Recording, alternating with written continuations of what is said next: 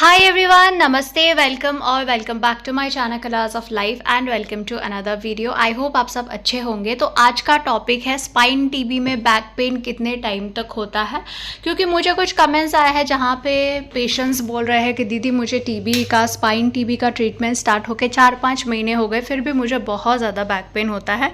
और कोई बोल रहे हैं कि 1 से 1.5 साल हो गए हैं टीबी ट्रीटमेंट को स्टार्ट करें, फिर भी बैक पेन बहुत ज़्यादा होता है। तो क्या मैं ठीक हो रही हूँ या फिर मेरा टीबी बढ़ रहा है, क्या हो रहा है?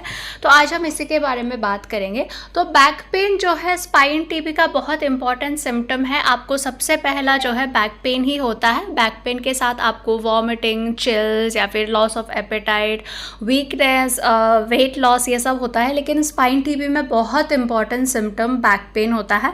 अब और स्पाइन टीबी में आपको थ्रू आउट द ट्रीटमेंट भी बैक पेन हो सकता है। अगर हम ऐसे एग्जांपल दें तो अगर आपके लंग्स में टीबी है तो आपको बहुत इंपॉर्टेंट सिम्टम एक खांसी के साथ में चेस्ट पेन भी होता है। तो ट्रीटमेंट स्टार्ट होने के महीनों तक भी आपको चेस्ट पेन हो सकता है, और किसी किसी को ट्रीटमेंट स्टॉप होने के बाद भी हल्का हल्का चेस्ट पेन रहता है लंग्स टीबी में। वैसे ही अगर आपका ब्रेन टीबी है तो आपको हेडेक होता है स्टार्टिंग में, और वो ट्रीटमेंट के थ्रू आउट द ट्रीटमेंट भी आपको कभी कभी हेडेक होता है। तो सेम स्पाइन टीबी के साथ भी है। स्पाइन टीबी में भी आपको ट्रीटमेंट स्टार्ट होने के 6 महीने, 7 महीने, 8 महीने, 1 साल तक भी बैक पेन रहता है। लेकिन जब आपका टीबी का स्टार्टिंग होता है तब आपको बहुत सीवियर बैक पेन होता है। आपका मेडिसिन स्टार्ट होने के 3-4 महीने बाद से आपका बैक पेन थोड़ा थोड़ा कम होने लगता है, लेकिन कंप्लीटली बैक पेन नहीं जाता है। स्पाइन टीबी के पेशेंट्स अगर थोड़ा सा ज़्यादा काम करते हैं, झुकते हैं, बेंड करते हैं या फिर ज़्यादा वॉक वगैरह करते हैं तो भी उनको बैक पेन होता है। स्पाइन टीबी में आपको नर्व कंप्रेशन हो सकता है, स्पाइन कंप्रेशन हो सकता है, आपको माइलाइटिस हो सकता है, स्पाइनल कॉर्ड में इन्फ्लेमेशन हो सकता है, स्वेलिंग हो सकता है। तो इस वजह से भी आपका पेन जो है ज़्यादा होता है। और आपको अगर नॉर्मल पेन होता है महीने में 1 बार, महीने में 2 बार, या फिर किसी किसी पेशेंट्स को हफ्ते में 2-3 दिन भी पेन होता है, तो ये आपका टीबी ट्रीटमेंट के टाइम में होता है, एकदम से पेन नहीं जाता है आपका। और कोई कोई ऐसे पेशेंट्स भी है जिनका 2 साल, 2.5 साल में भी पेन होता है। और मेरा स्पाइन और ब्रेन टीबी का ट्रीटमेंट 3 साल से चल रहा है, लेकिन मुझे भी बैक में अगर मैं बेंड करती हूँ तो मुझे पेन होता है। मैं ज़्यादातर सिट करती हूँ, मैं लैपटॉप चला के जिस पोजीशन में हम बैठते हैं वहाँ पे मैं ऐसे ज़्यादा बैठती हूँ तो मुझे भी पेन होता है।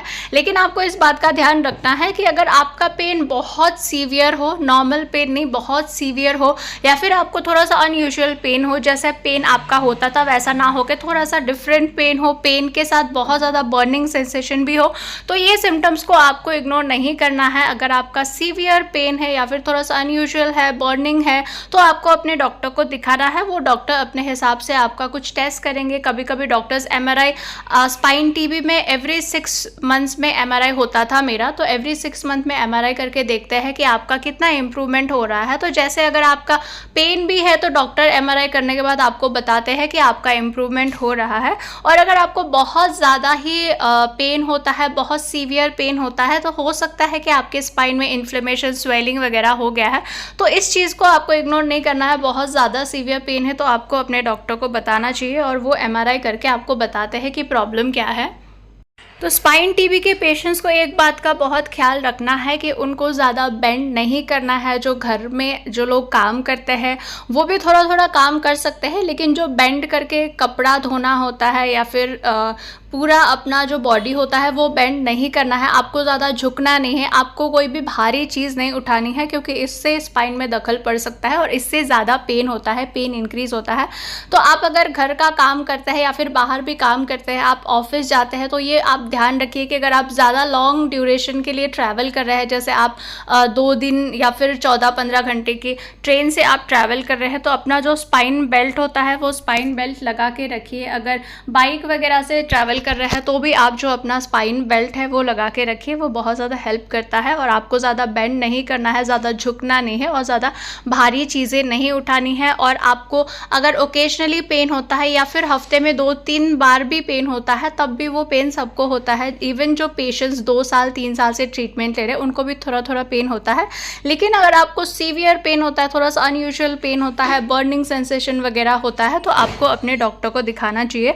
और जो भी स्पाइन टीबी के पेशेंट्स हैं उनको मैं यही सजेस्ट करती हूँ कि अगर आप योगा वगैरह कर रहे हैं तो भी आप एक प्रोफेशनल को पूछ के ही करिए, क्योंकि आपकी बॉडी में ऑलरेडी स्पाइन में प्रॉब्लम है। तो आप कुछ भी देख के कुछ भी एक्सरसाइज मत करिए। अगर आप कुछ एक्सरसाइज करना चाहते हैं और आपको बहुत ज़्यादा पेन है तो आप फिजियोथेरेपी भी ले सकते हैं। जो फिजियोथेरेपिस्ट आपको जो एक्सरसाइज सजेस्ट करेंगे वो आपके बॉडी के लिए सेफ होगा।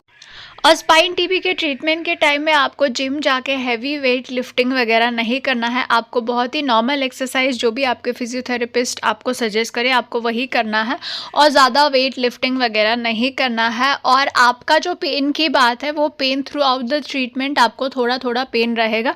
फर्स्ट 3 to 4 मंथ्स बहुत ज़्यादा डिफ़िकल्ट होता है। अगर मेरा अपना एक्सपीरियंस बताऊँ तो मुझे फर्स्ट 1 ईयर में ही काफ़ी ज़्यादा पेन होता था। उसके बाद मुझे पेन थोड़ा कम हो गया था, लेकिन जैसे बाद में मेरा माइलाइटिस थोड़ा सा बढ़ गया था तो फिर मेरा पेन बढ़ गया था। तो पेन जो है बढ़ता कम होता रहता है। लेकिन अगर आपको सीवियर पेन है तो आप अपने डॉक्टर को दिखाइए। एंड आई होप ये वीडियो आप लोगों के हेल्पफुल रहा होगा। अगर आप लोगों को ये वीडियो अच्छा लगा है तो मेरे चैनल को सब्सक्राइब करिए, और ऐसे ही टीबी रिलेटेड या फिर हेल्थ रिलेटेड कंटेंट देखना है तो मेरे चैनल को सब्सक्राइब करिए। Thank you so much for watching. Bye bye.